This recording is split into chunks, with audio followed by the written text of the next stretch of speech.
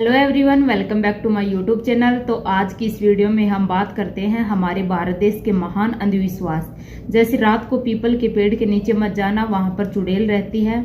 दूसरा, किसी भी शव यात्रा में जाकर आओ तो आते ही नहा लेना, नहीं तो आपके साथ बुरा होगा। रात को अंधेरा होने के बाद घर में झाड़ू नहीं लगानी चाहिए, इससे अलक्ष्मी आएगी।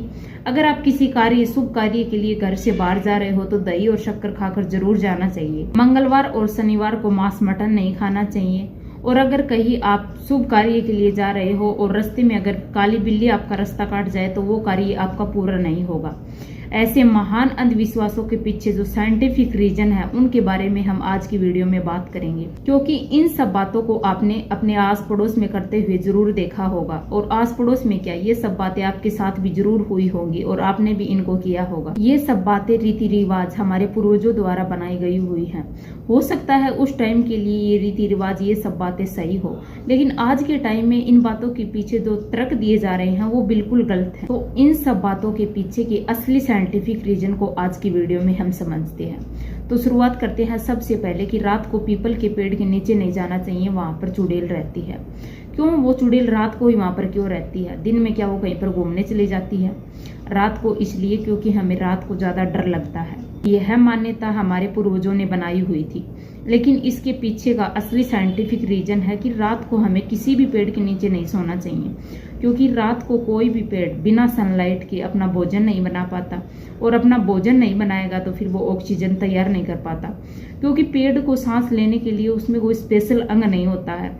पेड़ की पत्तियां होती हैं और उन पत्तियों में छोटे छोटे छिद्र होते हैं, जिसकी सहायता से वो CO2 लेते हैं और प्रकाश संश्लेषण की क्रिया करते हैं, अपना भोजन बनाते हैं और ऑक्सीजन तैयार करते हैं। तो रात के समय में सनलाइट ना होने की वजह से वो अपना भोजन तैयार नहीं कर पाएंगे, और अपना भोजन तैयार न करने की वजह से वो ऑक्सीजन नहीं बना पाएंगे। तो ऐसे में अगर कोई व्यक्ति रात को किसी भी पेड़ के नीचे सोता है तो उसके शरीर से केवल CO2 यानी कार्बन डाइऑक्साइड ही बाहर निकलेगी, और बदले में उसको ऑक्सीजन भी नहीं मिल पाएगी। तो ऐसे में उसका जी भी घबरा सकता है और यहाँ तक कि उसकी मौत भी हो सकती है।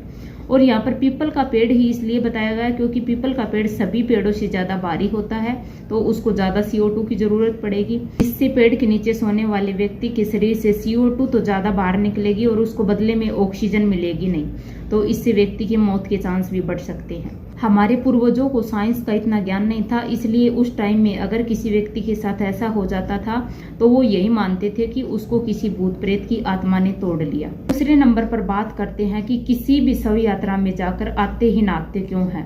अगर नहीं नहाए तो क्या बुरा होगा?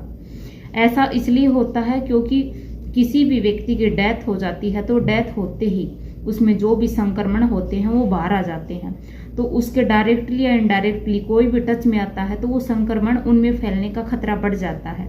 और पहले के टाइम में इन संक्रमणों के लिए कोई वैक्सीन भी नहीं थी, तो पहले के लोग किसी भी शव यात्रा में आते ही सबसे पहले नहाया करते थे। लेकिन अब के टाइम में इसका रीजन कुछ और ही फैलाया जा रहा है।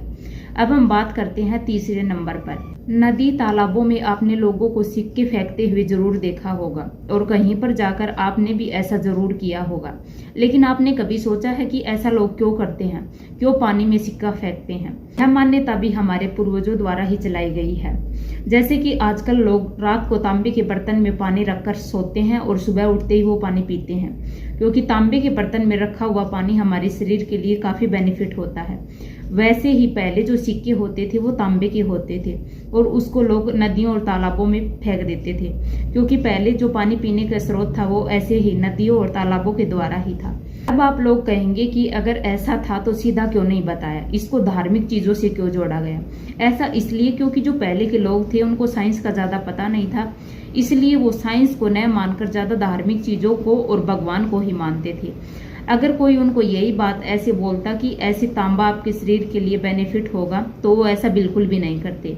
लेकिन जब इन चीजों को धर्म से जोड़ा गया तो लोग तुरंत मानने लगे। अब अगली बात आती है कि मंगलवार और शनिवार को मांस मटन क्यों नहीं खाना चाहिए।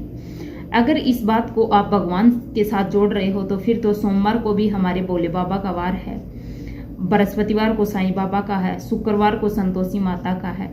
तो ऐसे तो सभी वार सभी भगवान जी के हैं, लेकिन यह मान्यता भी हमारे पूर्वजों ने चलाई, क्योंकि हमारे पूर्वज बड़े ही चालाक थे।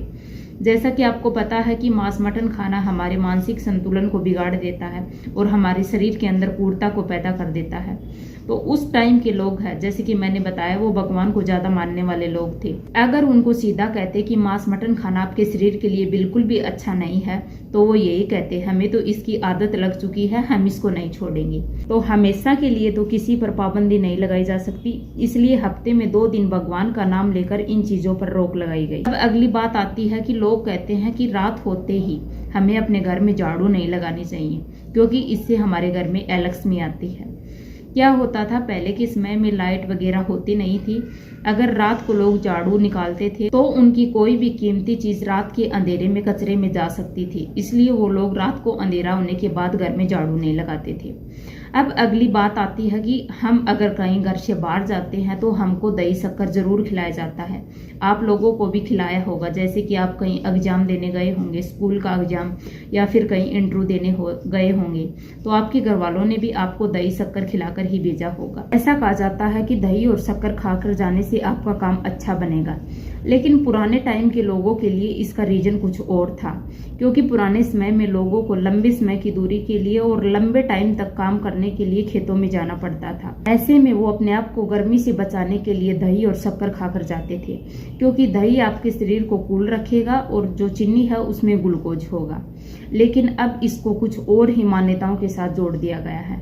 अब 1 चम्मच दही शक्कर खिलाएंगे और ऐसा कहेंगे कि अगर आप ये नहीं खाकर जाएंगे तो आपका काम अच्छा नहीं बनेगा। अगर 1 चम्मच दही और शक्कर से अगर आपके सभी काम अच्छे बनने लगे तो फिर आपको मेहनत करने की कोई जरूरत ही नहीं पड़ेगी। अब हम बात करते हैं हर घर में होने वाली बात। अगर काली बिल्ली रास्ता काट जाए तो आगे मत जाइए उस काम को करने के लिए। ऐसा अंधविश्वास लोगों ने पाल रखा है, लेकिन इसके पीछे का असली रीजन यह है कि पहले के लोग होते थे, वो जंगलों में किसी काम के लिए जाते थे तो अंधेरे में, जैसे कि बिल्ली की आंखें हैं वो चसती हैं, तो अंधेरे में उनको जानवर का पता नहीं लगता था और वो सोचते थे कि वहां पर कोई भी जानवर हो सकता है, बाघ, चीता, कुछ भी हो सकता है, तो इसलिए वो आगे नहीं जाते थे। और एक और रीजन ये था कि अगर बिल्ली के पीछे कोई भी बाघ, चीता ये पड़ जाते थे, तो अगर ऐसे में बिल्ली भागकर उनकी गाड़ी के सामने, बैलगाड़ी के सामने आ जाती थी, तो वो यह सोचते थे कि इसके पीछे कुछ जानवर पड़े हुए हैं जिसकी वजह से ये भाग रही है, तो ऐसे में उनकी जान को भी खतरा हो सकता था, इसलिए वो आगे नहीं बढ़ते थे। लेकिन अब ऐसा कुछ भी नहीं है, इसलिए अब आप इन सभी अंधविश्वासों से बाहर आइए और अपने आसपास के लोगों को भी समझाइए। जो व्यक्ति मेहनत और पूरी लगन के साथ कोई भी कार्य करेगा तो उसको सफलता जरूर मिलेगी, उसको किसी भी टोटके की जरूरत नहीं होगी। तो आप पूरी लगन और मेहनत के साथ अपने काम को कीजिए और अपनी सफलता का इंतजार कीजिए, वो आपको एक दिन जरूर मिलेगी। अगर आपको मेरी वीडियो अच्छी लगी हो तो लाइक करें, शेयर करें और चैनल को सब्सक्राइब जरूर करें। आप लोग वीडियो देखते हो, आप लोगों का अच्छा प्यार मिल रहा है। जल्दी ही अपने 1K भी कंप्लीट होने वाले हैं, तो जल्दी जल्दी सब्सक्राइब करके अपने 1K कंप्लीट करवाइए और इस यूट्यूब जर्नी में मुझे सपोर्ट कीजिए। धन्यवाद।